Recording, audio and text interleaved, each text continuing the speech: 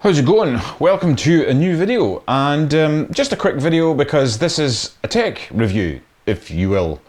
It's not really a review. Well, it is a review, I suppose. I'm reviewing it because I had it and I'm going to talk about it. But I'm not going to go to the in-depth that a lot of these crazy folks do. Although, you'll have to excuse me. I've been to the dentist this morning, my lip's still...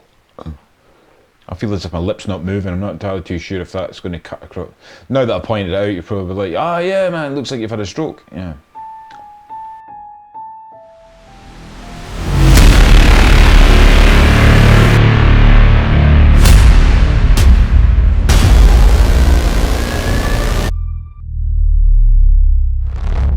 Anyway, I'm going to be talking about this.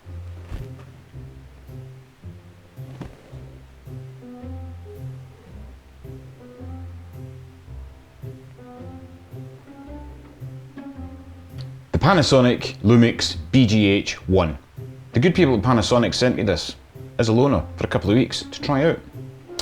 And they must have heard that I was shooting on an FX6 now and were like, what? We've lost a Panasonic user. It's okay guys, I still shoot the GH5 and I love that camera. This is more for work. This, however, I was kind of intrigued. So once you add the battery in, which this in fairness, this is that's a bit of a bigger one. I used to have that in my EVA 1. And lenses, it's still a micro four thirds system, so I can use all my lenses. This is a 15mm prime, 30mm full frame equivalent. And yeah, that is it. That is your shooting package right there. What do you think of that? It's pretty neat, eh? Now, this is not a sponsored video, and although I should say thanks to Panasonic for sending me out this camera, it's a great piece of kit. I love Panasonic equipment and I shoot on all of their stuff until obviously I did this, which is probably why they were sending me this. Anyway, quick rundown. Yes, it is a camera. It is micro four thirds system. It shoots 4K, 10-bit, 422.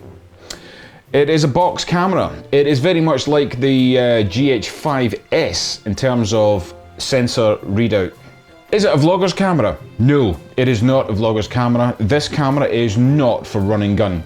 You can use it for run and gun, but it is, and I quote, you can quote me on this, a right royal pain in the arse. This camera is for a different type of shooter. This, in my opinion, would be more of a studio shoot camera because it has a very lightweight portability form about it, which is great because, in terms of depth, it's higher than a GH5. But it's much the same as a sort of mirrorless style size system.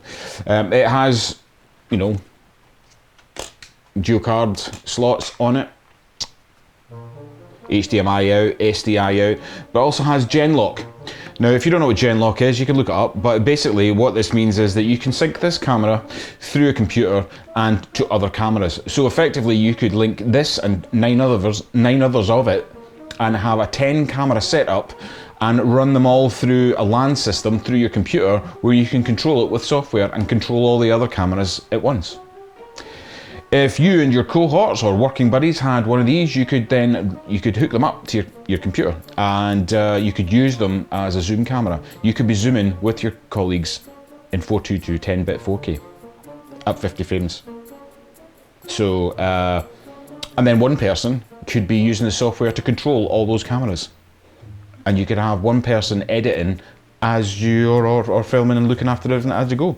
So that kind of power is not really just for anybody. That's just not really a run and gun setup. It is not an A7S3, it's not a GH5, it's not any of those things. It is a different type of camera. Albeit that it's small and compact, this is how you get it. Yeah, well, in fact, take that lens off of it. Because this is how you get it. It comes with a power supply, it does not come with a battery, it does not come with a lens, and it does not come with a viewfinder. It does not come with a monitor or anything. You have to provide all of that yourself.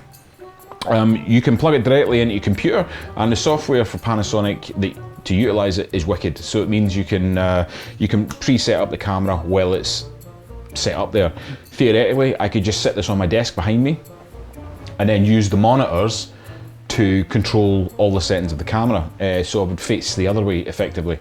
So I wouldn't need the monitor, but then you need it plugged in and all the likes. So what do I think of it? Well, like I said, it's not a run and gun camera. Could I put it in my arsenal? Yeah, I probably could. Would I? No, probably not. I mean, I've used the GH5 and the GH5S, which I like. I've used the S5, which I also like, and I've used the S1H, which I love. They all have their issues. I said the GH5 I like because it's small and compact and does exactly what I want it to do. The S5 is much the same as the GH5, but it's a full frame equivalent and a pretty decent camera to use. The S1H is an awesome piece of kit, but in my opinion, just a bit too heavy, because both that and the S5 don't utilize the same mounting system for lenses, so you'd have to spend more money on glass. This, however, is the same mounting system because it's micro four thirds, and would be very attractive to have as an in-studio camera. But then again, I don't have a studio. I have an office, which is effectively a glorified spare room in my house, and I would never really have a studio unless I was going to go into full-blown productions, which I'm not. So I need more run and gun and on-the-shoulder stuff, and that is not this. That doesn't mean that I dislike it, it's just not for me. And this is part of the problem with when you talk about new kit and new gear. I did my video on the FX6 because it was something that I got for my work rather than I wanted it for my work. I didn't really want it for my work, but industry states that they quite like Sonys for shooting, so I got a Sony. Otherwise, I still have the Panasonic. But there are other cameras out there by other makes that are very similar to this. I can't even think off the top of my head. I think the Blackmagic, and all that kind of stuff. But nobody was talking about it. This was the other thing.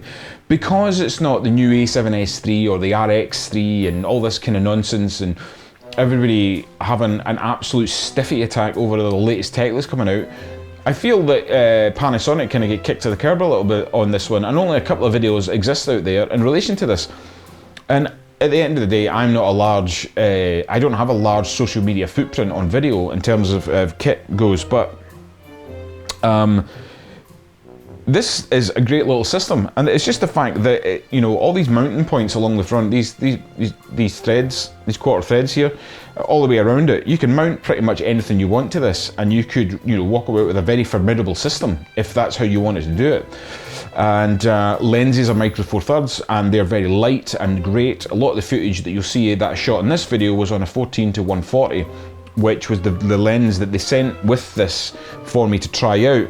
And other than the dirty sensor, which I didn't clean till after I'd shot it, I think it looked really good.